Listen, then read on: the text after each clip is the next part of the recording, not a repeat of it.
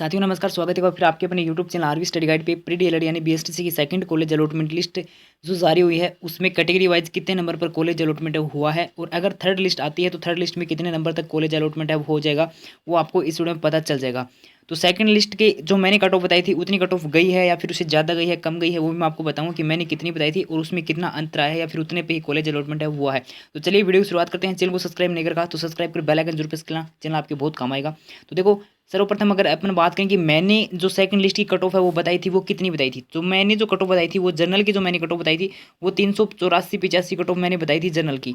ठीक है, उसके बाद अगर अपन बात करें ओबीसी की मैंने कितनी बताई थी, पहले तो मैं वो बता रहा हूँ कि जो मैंने सेकंड लिस्ट की कट ऑफ मैंने बताई थी वो, और फिर वो जो कट ऑफ जितने नंबर पे कैटेगरी वाइज सेकंड लिस्ट में जो कॉलेज अलॉट हुई है उसमें और जो मैंने बताई थी उसमें कितना अंतर है वो अभी अपन देखने वाले हैं। तो ओबीसी की मैंने बताई थी 380 प्लस बताई थी, 380 प्लस बताई थी सेकंड लिस्ट की। और अगर अपन बात करें ईडब्ल्यूएस की, तो ईडब्ल्यूएस की जो मैंने बताई थी वो बताई थी 380। उसके बाद अगर अपन बात करें एमबीसी की मैंने कट ऑफ बताई नहीं। उसके बाद एससी की अगर अपन बात करें तो एससी की मैंने बताई थी 365।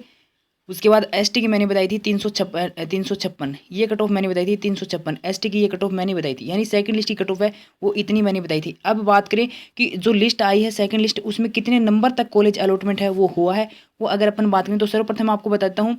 एसटी की मैं बात करूँ, देखो अगर अब ओबीसी की मैं बात करूँ तो ओबीसी में मुझे लास्ट पता चला कि 383 पर कॉलेज है वो हुआ है, 383 पर कॉलेज अलॉटमेंट हो चुका है। अब इससे कम पे हुआ है या नहीं हुआ, मैंने 380 बताई थी लेकिन 383 तक कॉलेज अलॉटमेंट है वो हो चुका है, इतना मुझे पता है। उसके बाद अगर अपन बात करें ओबीसी ईडब्ल्यूएस की, तो ईडब्ल्यूएस में 380 जिनके थे उनको कॉलेज अलॉटमेंट हो चुका है। और अगर अपन बात करें एससी की, तो एससी में 366 तक मुझे पता है कि इस कॉलेज अलॉटमेंट है वो हो चुका है। और एसटी की मैं बात करूँ तो 357 तक मुझे पता है कि कॉलेज अलॉटमेंट है हो चुका है।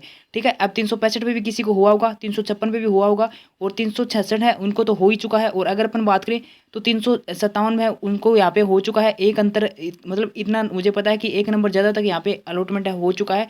ये लास्ट मैंने कट ऑफ बताई थी सेकंड लिस्ट की, और इतने नंबर पर अलॉटमेंट है हो चुका है। जनरल में भी अगर इनके इतने नंबर थे तो उनको कॉलेज अलॉटमेंट हो गया होगा। ठीक है, तो ये कट ऑफ मैंने बताई थी। अब इसमें अंतर थोड़ा सा देखने को मिलता है, वो मिलता है ओबीसी के अंदर 1 से 2 नंबर का।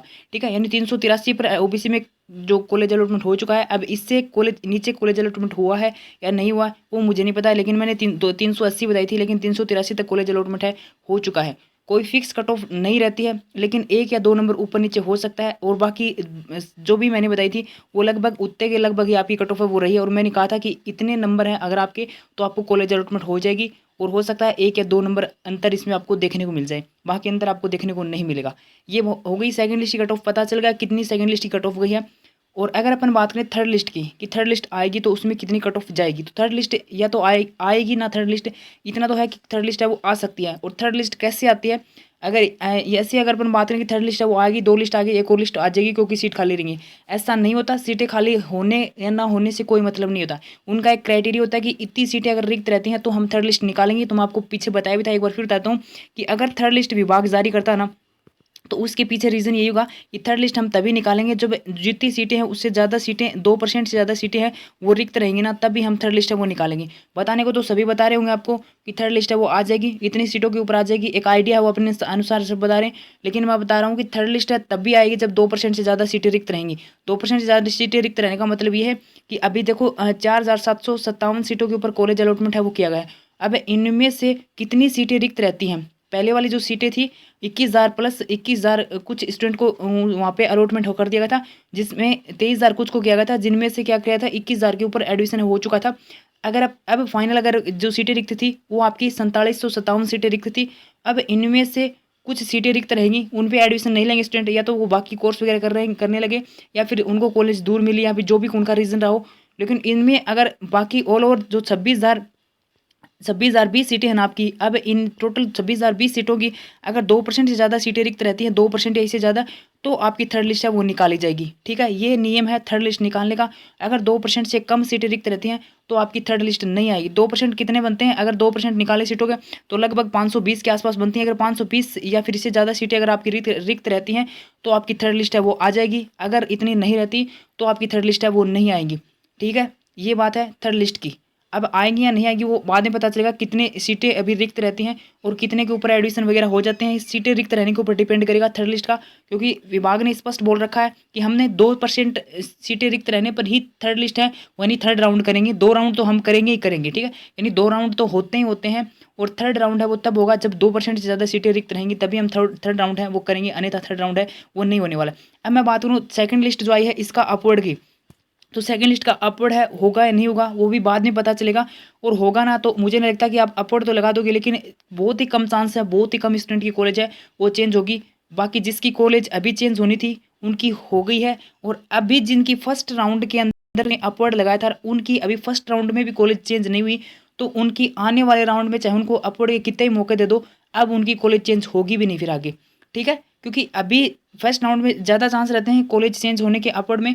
और जैसे जैसे सीटें रिक्त लिस्टें आते जाती हैं, सीटें फिल होती जाती हैं उन कॉलेजों के अंदर, तो फिर चांस कम होते जाते हैं कि आपकी अपवर्ड में कॉलेज है वो चेंज होगी, ठीक है। तो अब आने वाला जो राउंड होगा यानी सेकंड राउंड की आपको अपवर्ड का मौका दिया जाएगा नहीं दिया जाएगा वो आपको आगे पता चलेगा, क्योंकि अपवर्ड का मौका अगर आपको मिलता है तो आपकी थर्ड लिस्ट है वो आने वाली है। फिर अपवर्ड का अगर मौका मिलेगा तो थर्ड लिस्ट आपकी आएगी अपवर्ड मूवमेंट रिजल्ट के साथ। ये है थर्ड लिस्ट के बारे में। आप पूछ रहे हो कि थर्ड लिस्ट आएगी या नहीं आएगी। सेकंड लिस्ट की कट ऑफ मैंने बता दी, इतने नंबर तक आपको कॉलेज अलॉटमेंट हुआ है, और जो मैंने बताई थी उसके लगभग आज आपकी कट ऑफ है वो रही है, कोई ज़्यादा अंतर नहीं रहने वाला है। और एक बात है कि मैं कट ऑफ का जो वीडियो बनाया था वो सबसे लेट बनाया था, इसीलिए मैंने कट ऑफ का वीडियो लेट बनाया था, क्योंकि जो भी एकदम अपन कट ऑफ बताने से पहले बहुत कुछ देखना पड़ता है कि इतने नंबर तक कॉलेज अलॉटमेंट हो जाएगी या नहीं हो जाएगी।